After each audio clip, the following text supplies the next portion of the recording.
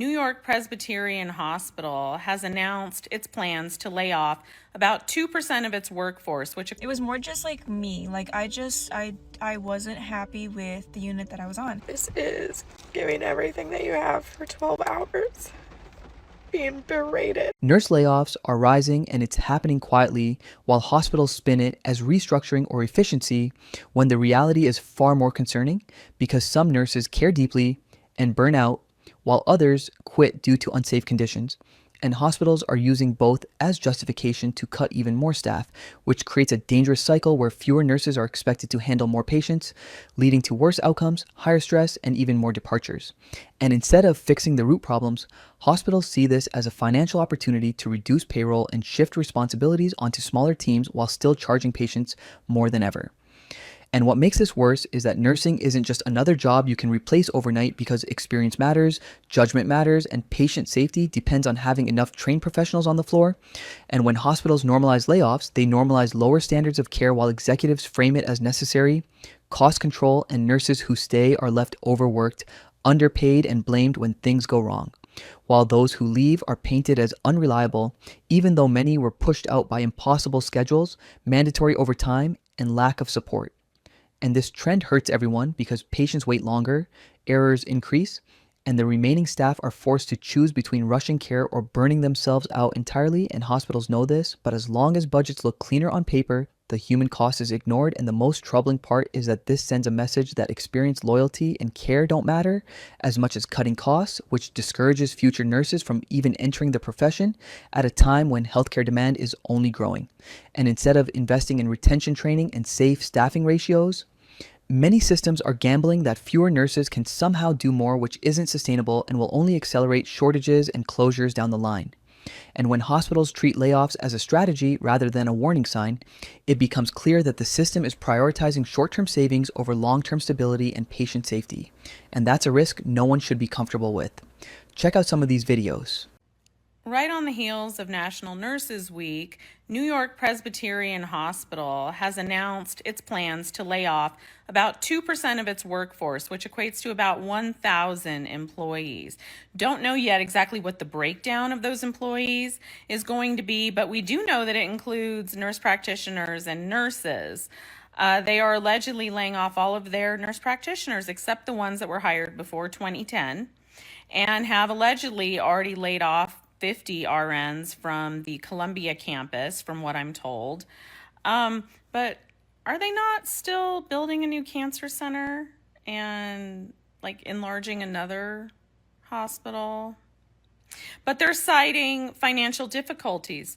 Why? Why are they having financial difficulties? That's a great question. I'm glad you asked. Last week, Columbia University and New York Presbyterian Hospital announced that they have settled a massive class action lawsuit for $750 million involving 576 patients that have accused an OBGYN by the name of Dr. Robert Hayden of sexually assaulting them between 1987 and 2012. But wait, it gets worse. According to federal investigators, Columbia University knew about this for years and years and continued to allow the OBGYN to work for years as patients continued to come forward. Finally, in 2020, federal investigators began investigating, and they have alleged that Columbia University failed to inform the DA when more patients continued to come forward and that they withheld evidence. And to date, as far as anyone knows, no one with Columbia University and New York Presbyterian, none of the employees there have been terminated or resigned in the wake of this. He was finally sentenced in 2023 to 20 years in federal prison, thank goodness. But Columbia University, they have not had to admit any fault whatsoever. But they're now paying out $750 million in settlements while they let him continue to do harm, to actively harm patients. And now, as the trickle-down effect, nurses and nurse practitioners and other healthcare professionals are being laid off. If that doesn't piss you off. The epitome of corruption. And this is not an isolated incident. Stuff like this happens all the time. They always cover it up, especially when it's a doctor. I can't even believe I'm about to say this, but it is truly one thing that I hate about nursing. So if you've been watching my page, 2 weeks ago, my grandmother passed away. And the thing that I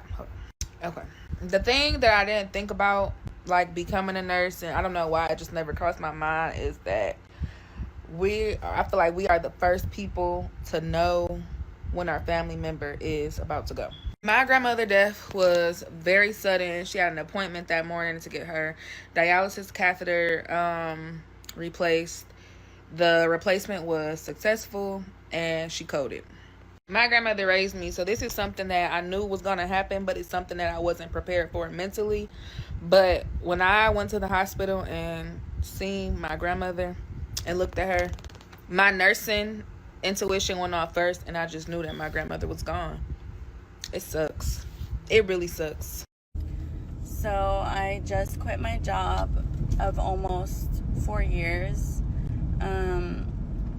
all because of just picking, and I'm a great worker. I never call in. I do my job. Obviously I wouldn't have made it this long if I didn't, but all because of, just being unappreciative. I felt very unappreciated, and there was a new supervisor, and I felt like she was just constantly picking at me. Recently, it just started, everything was fine until recently. Mind you, she just been there a couple months, but she's picked on me, and I lied on my name, and I just felt like, honestly, she was out to get me. And to protect my medication license, I decided to just leave. So yeah, it's just a gentle reminder to never take no shit from anybody, no matter what, and always know your worth. This is nursing. This is giving everything that you have for 12 hours, being berated.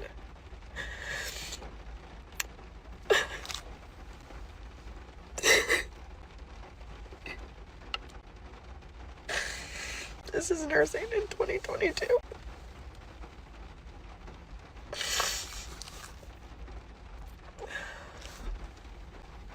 This is being called incompetent. This is being destroyed and to have to continue going back in for 12 hours.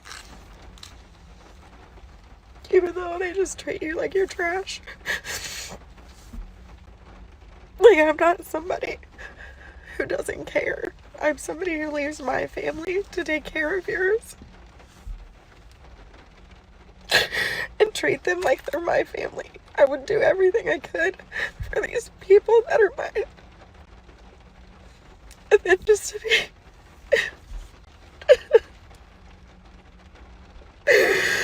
oh God, to be treated so horribly by family members, and then for you to have no backing. You have no support. And you sit here in your car after work and you're like, why do I do this? I don't want to leave my kids to go work and take care of your family anymore. And I'm a damn good nurse. You would want me as your family's nurse. If something really bad were to happen, you would want me. And I'm not a conceited person, but you would. I would save their life, and I would do everything I could to advocate for them.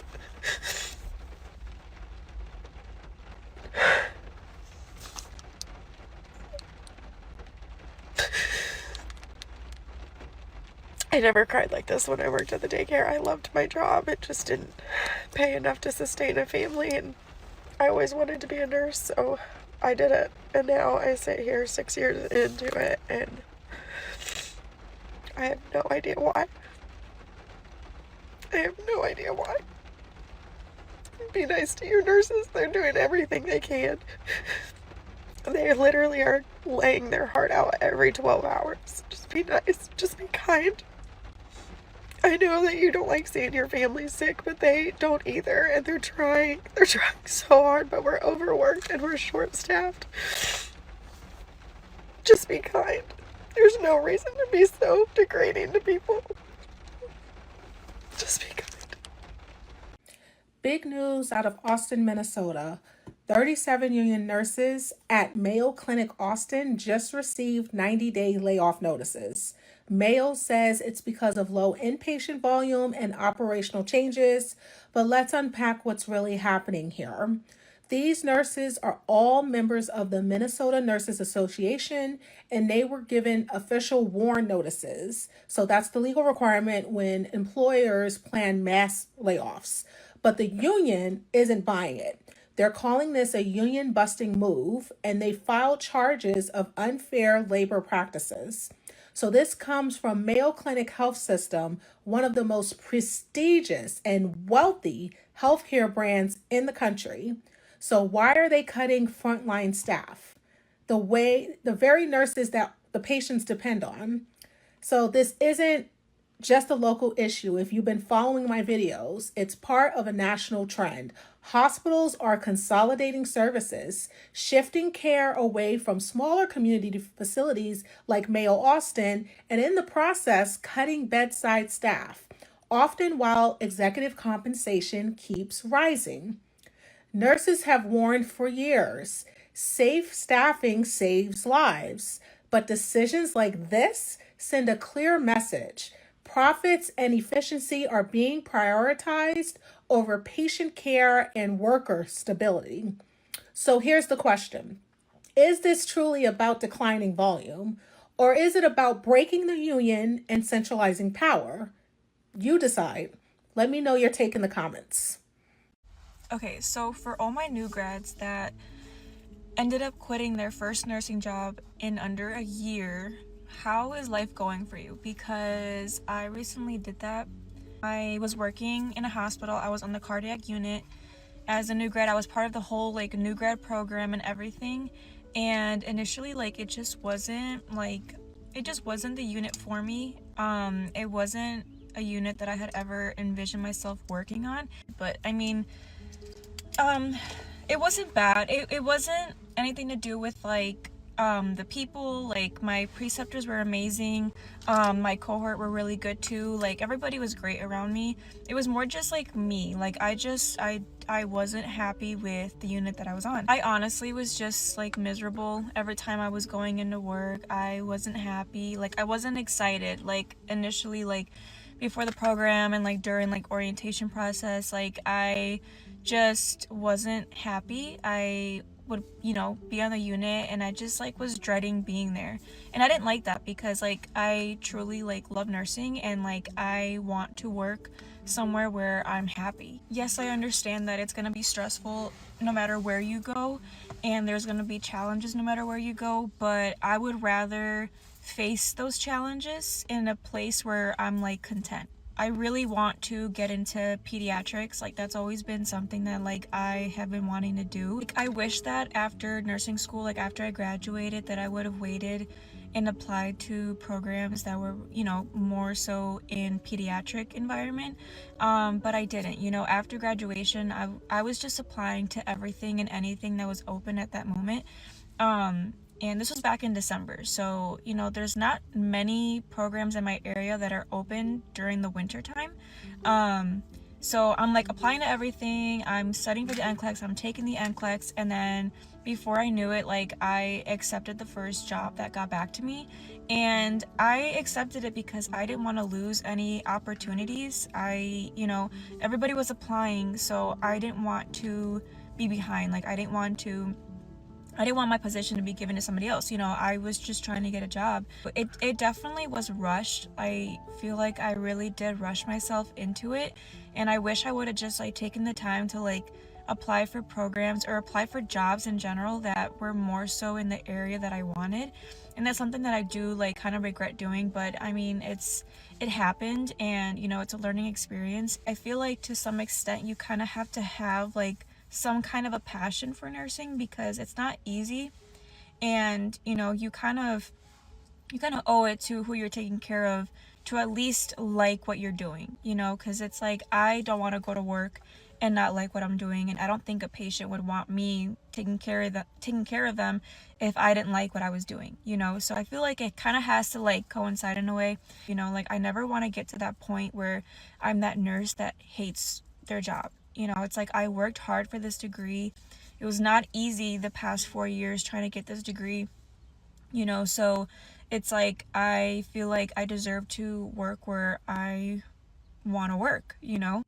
I have been trying to get into like outpatient like clinic areas and stuff like that, but a lot of them, like, I don't know, like they either don't get back to me, or um like they end up like letting me know they like the position is filled. So I don't know, like, because I've been seeing a lot of like new grads that like, you know, end up getting a job outpatient, and I'm like, how are you guys getting jobs outpatient? Like, is it, maybe it's my resume, or maybe it's like, I don't know, maybe I gotta like spice up my resume a little bit, and it's all just about like waiting for my time to come. So I'm being patient, and it'll all work out in the end.